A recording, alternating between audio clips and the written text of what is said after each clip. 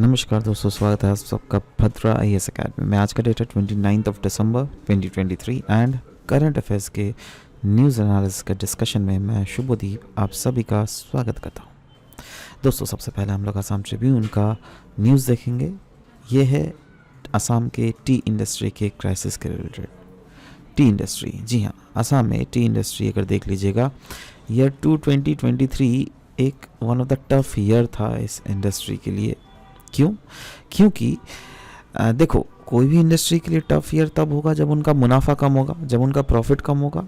तो वैसा ही कुछ टी इंडस्ट्री ऑफ असम के साथ भी हुआ है। That is price realisation, that is profit या फिर प्राइस रियलाइजेशन जो है ये बहुत ज़्यादा घट रहा है। बट वहीं पर इनपुट कॉस्ट भी घटना चाहिए ना। इनपुट कॉस्ट तो बढ़े जा रहा है। मतलब से फॉर एग्जांपल आप ले लो 2015 का केस, ठीक है। 2015 के केस में अगर सोचो 20 रुपये आपका इनपुट कॉस्ट लगता था और आप मुनाफा कमा रहे थे, अगर सिर्फ आप बेचकर आप कमा रहे थे 100 रुपये, तो आपका प्रॉफिट कितना हुआ? 80 रुपीज़, है ना। बट यही 2023 में क्या हो गया ना, आपका 20 रुपया बढ़ के हो गया 40 रुपया, है ना।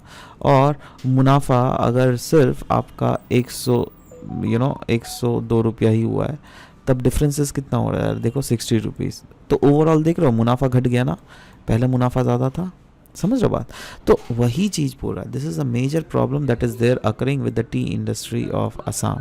और बोला जा रहा है, एक estimation by the apex body of the planters, जिसका नाम है इंडिया टी एसोसिएशन, बोला जा रहा है while the tea price increase as a compounded annual growth rate of 4%। मतलब टी प्राइस जो है वो इंक्रीज हुआ है, ऐसी बात नहीं, घटेगा नहीं। समय के साथ साथ तो चीज़ें बढ़ेंगी ही ना, है ना।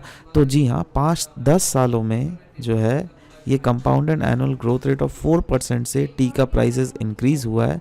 बट वहीं पर अगर इनपुट कॉस्ट देख लीजिएगा कोल एंड गैस का, वो लेकिन वहीं पर ज़्यादा हुआ है, 9-15%। देख लीजिए, आप गैस ले लो, कोल का देख लो, उनका इनपुट कॉस्ट बहुत ज़्यादा हो रहा है। बट वहीं पर ग्रोथ रेट अगर आप टी इंडस्ट्री में देखोगे, टी प्राइसेस में, वो काफ़ी ज़्यादा कम है, right.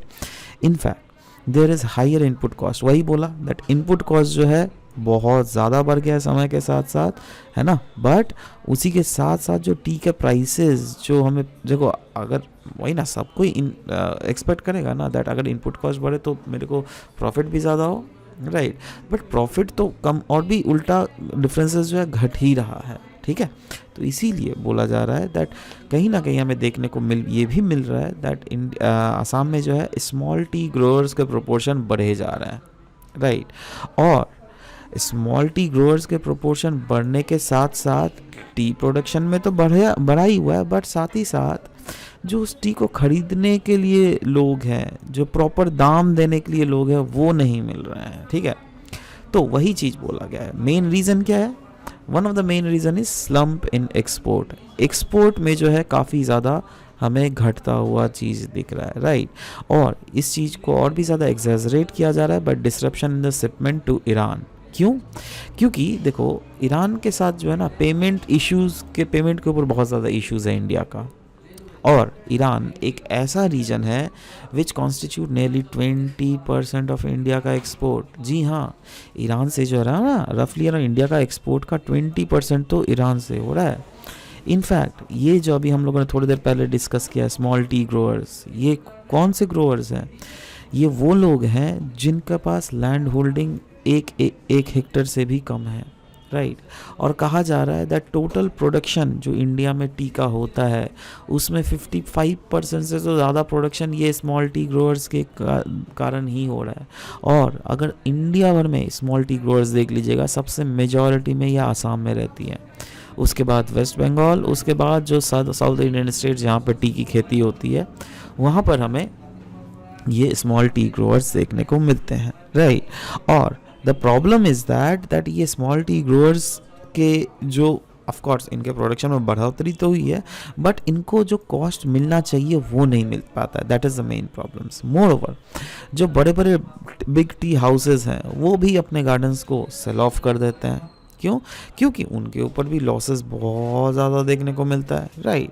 Moreover ongoing weather extreme जो हो रहा है ना, मतलब जो क्लाइमेट चेंज हो रहा है जिसके कारण जो दुनिया भर में अलग अलग रीजन्स में वेदर एक्सट्रीमिटीज़ देखने को मिल रही है, इसके कारण क्या हो रहा है, कहीं कहीं जगह रेनफॉल हो रहा है तो एक्सेसिव हद से ज़्यादा रेनफॉल हो जा रहा है, कहीं कहीं पर ड्रॉट हो रहा है तो प्रोलॉन्ग ड्रॉट हो रहा है। इसके कारण क्या हो रहा है, दैट टी प्रोडक्शंस में इम्पैक्ट्स हमको देखने को मिल रहा है।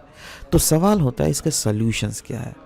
तो सॉल्यूशंस जो आसाम ट्रिब्यून के आर्टिकल में डिस्कस किया गया था उसमें बोला गया था, देखो भाई हमें इस सेक्टर को कुछ इनोवेटिव और रेजिलेंट सोल्यूशन देना पड़ेगा। इनोवेटिव सोल्यूशन मतलब एक ऐसा सोल्यूशन जो कि आज तक नहीं आया है, और रेजिलेंट सोल्यूशन मतलब वो वैसा सोल्यूशन हो जो क्या क्लाइमेट आने वाले समय में भले ही क्लाइमेट चेंज क्यों ना हो बट उससे भी एब्जॉर्ब कर सके, राइट। सो सवाल होता है, what is the critical challenges that exist before the industry. देखो क्रिटिकल चैलेंजेस जो है वो है सेल को कैसे हमको बढ़ाना है और साथ ही साथ एक्सपोर्ट को कैसे बूस्ट अप करना है, राइट। और इसके लिए जो सबसे इम्पॉर्टेंट चीज़ है वो है ब्रांड बिल्डिंग ऑफ टी। जी हाँ, आसाम टी वैसे तो सबको ही जानता है, पूरा दुनिया भर में लोग जानते हैं आसाम टी के बारे में, बट अभी भी बहुत ज़्यादा इसकी ब्रांडिंग करनी हमें बाकी है, राइट। क्यों ना हम लोग इंडिया में टूरिज़्म जो है आसाम में या फिर नॉर्थ ईस्ट में उसको टी टूरिज़्म, एक जैसे अलग अलग सर्किट है ना, Ramayana circuit, coastal circuit, tribal circuit, right. So वैसे ही क्यों ना एक टी सर्किट घोषित किया जाए जहाँ पर ऑफ कोर्स अलग अलग पार्ट ऑफ इंडिया, जैसे वेस्ट बंगाल ले लो, जैसे आप ले लो असम, जैसे आप ले लो कर्नाटक, तमिलनाडु, ऊटी, ये सब रीजन्स को हम लोग in the form of T tourism promote कर सके। और इससे फ़ायदा ये होगा दैट अलग अलग रीजन में जाके लोग अलग अलग जगह का टी टेस्ट करेंगे, और अलग अलग टी टेस्ट करेंगे तो उसी के हिसाब से टी खरीदेंगे भी, राइट। नेक्स्ट हम लोग बात करेंगे OPEC के बारे में, organisation of petroleum and exporting countries. तो सवाल होता है ये ऑर्गेनाइजेशन न्यूज़ में क्यों था, क्योंकि रिसेंटली अंगोला ने डिसाइड किया है दैट वो OPEC छोड़ देगी, राइट। OPEC एक वैसा ग्रुप जो क्या मेनली लीड किया जाता है बाई सऊदी अरेबिया, राइट। तो OPEC में कौन कौन से कंट्रीज़ है, देखो ये सारे कंट्रीज़ है जिसमें अंगोला ने बोला है दैट देखो भाई हम यहाँ पर छोड़ने वाले हैं, राइट। नाउ ये अंगोला आर्ग्यूमेंट क्या देती है, क्यों ये छोड़ना चाहती है, क्योंकि अंगोला बोल रही है देखो OPEC जिस मकसद से बना था उस इंटरेस्ट को अभी और सर्व नहीं कर रहा है, क्योंकि कुछ कोटा के ऊपर डिस्प्यूट है, आउटपुट कोटा के ऊपर, है ना। क्योंकि देखो क्या हो रहा है ना दैट अंगोलाज एग्जिट जो है ये कहीं ना कहीं एक चैलेंज OPEC मार्केट शेयर में देखने को मिलेगा, क्योंकि OPEC मतलब ही था दैट दुनिया के वैसे कंट्रीज़ जो क्या ऑयल प्रोडक्शन करते हैं, राइट।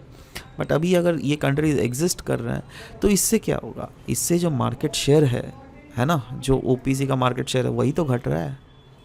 और इसका जो रीज़न दिया ना अंगोला ने, वो क्या रीज़न दिया था, decreasing due to production cuts and rising output from non OPEC countries. OPEC को छोड़ के नॉन OPEC जो कंट्रीज़ है ना वो भी अपना प्रोडक्शन कट कर रहे हैं, तो इससे क्या हो रहा है दैट इन OPEC कंट्रीज़ को जो है चैलेंजेस फेस करना पड़ रहा है। सवाल होता है ये ऑर्गेनाइजेशन के बारे में, that is organisation of petroleum exporting countries OPEC। इसको इस्टेब्लिश किया गया था 1960 में, कब, थ्रू बगदाद कॉन्फ्रेंस। और ये किसके द्वारा किया गया था, भाई Iran, Iraq, Kuwait, Saudi Arabia and Venezuela. ये एक इंटर गवर्नमेंटल ऑर्गेनाइजेशन है जिसके की मेंबर्स इंक्लूड होते हैं Algeria, Equatorial Guinea, गेबन, Libya, Nigeria, Republic of Congo and United Arab Emirates. और ऑर्गेनाइजेशन का प्राइमरी जो ऑब्जेक्टिव है वो क्या है, वो है कोऑर्डिनेट और यूनिफाई करना पेट्रोलियम पॉलिसीज़ को अमंग द मेंबर कंट्रीज़, जिसके साथ इंश्योर किया जा सके दैट ओवरऑल मेंबर कंट्रीज़ जो है कम प्रोडक्शन करेंगे तो ऑफ कोर्स सप्लाई कम होगा तो प्राइसेस जो है डिमांड बढ़ जाएगा मार्केट में और प्राइसेस बढ़ जाएंगे, है ना। तो इससे क्या होता है, उनका फ़ायदा होता है ना। तो ओवरऑल इंश्योर करना होता है fair and stable prices for petroleum producers, और साथ ही साथ दुनिया भर में जिससे मेंटेन किया जा सके efficient economic regular supply of petroleum to the consuming nation. और बड़े बड़े कंज्यूमिंग नेशंस कौन है, इंडिया, चाइना, यही सब तो है। इसका हेडक्वार्टर वियना में है, Australia of course, and Austria, not Australia, देखो यहाँ पे कंफ्यूज मत करना, Australia is different country all together, Austria is जो है ये यूरोपियन कंट्री है, ठीक है। OPEC holds significant global influence, possessing over 80% of the world crude reserve. In fact, एक OPEC प्लस नाम का भी ऑर्गेनाइजेशन है जो क्या रिप्रेजेंट करता है रफली around 40% of the world production countries, जिसमें OPEC मेंबर्स तो होते ही हैं, बट साथ ही साथ 10 जो मेजर ऑयल प्रोड्यूसिंग नेशंस है जिसमें रशिया भी आता है. Russia is not an OPEC member but Russia is a part of OPEC plus. ठीक है. नेक्स्ट द हिंदू का ये आर्टिकल है. यहाँ पे हम लोग बात करेंगे नियर फील्ड कम्युनिकेशन टेक्नोलॉजी के रिलेटेड. नाउ क्यों ये हम लोग वही बात कर रहे हैं, क्योंकि रिसेंटली एक बहुत बड़ा इनिशिएटिव लिया गया by the government of India पर से अगर हम लोग बात करें. Yes, national payment corporation of India ने इनिशिएट किया है UPI टैप एंड पे system across the digital payment providers. और ये किसके ऊपर काम करती है, ये काम करती है in near field communication technology. Near field communication ना ये जो है एक शॉर्ट रेंज वायरलेस टेक्नोलॉजी है जो जिसके थ्रू आप पेमेंट कर सकते हो. जैसे हम अभी तक हम लोग क्या कर रहे थे, QR कोड को स्कैन करते थे ना, but near field communication technology में आपको QR कोड भी खोलने की ज़रूरत नहीं है, सामने वाले का QR कोड भी देखने रहे, बट सामने वाले मशीन के रफली अराउंड 4 सेंटीमीटर के क्लोज तक आपको अपना मशीन को ले आना है, तभी पेमेंट एग्जीक्यूट हो पाएगा. समझ रहे हो मैं क्या बोलना चाह रहा हूँ, है ना. QR कोड जो है वो दूर से भी आपका 4 सेंटीमीटर के दूर भी रहोगे तो भी आपका पेमेंट एग्जीक्यूट हो सकता है. बट यहाँ पर जो है क्राइटेरिया है दैट आपको कोई स्कैन नहीं करना है, but still you can pay, बशर्ते आपको जिस मशीन को पे करना है उस मशीन के साथ आपका 4 सेंटीमीटर का फासला होना चाहिए. NFC near field communication technology use करता है मैग्नेटिक फील्ड इंडक्शन, जिससे इनेबल किया जा सके कम्युनिकेशन बिटवीन द 2 डिवाइसेस जो कि हम लोग यहाँ पर देख पा रहे हैं. राइट नाउ अब हम लोग बात करेंगे दैट ये जो UPI टैप एंड पे जो इंक्लूड किया गया जो क्या नियर फील्ड कम्युनिकेशन टेक्नोलॉजी के ऊपर काम कर रहा है, ये क्या है. देखो ये कैप्चर करता है पे का UPI ID या फिर वर्चुअल पेमेंट एड्रेस, और कैमरा का जो नीड पहले जो आपका QR कोड स्कैन करने में होता था वो और नीड नहीं है. The feature can only be accessed on phones और devices with near field communication capabilities, और यूजर्स को जो है लोकेट करना पड़ता है tap and pay button on their UPI app, and the transaction is completed by tapping on the devices on the UPI smart tag और smart QR code. मतलब वही है दैट टेक्निकली आपको दूसरे डिवाइस के क्लोज में अपना डिवाइस लाना पड़ेगा in order to make sure that ये पेमेंट एग्जीक्यूट किया जा सके.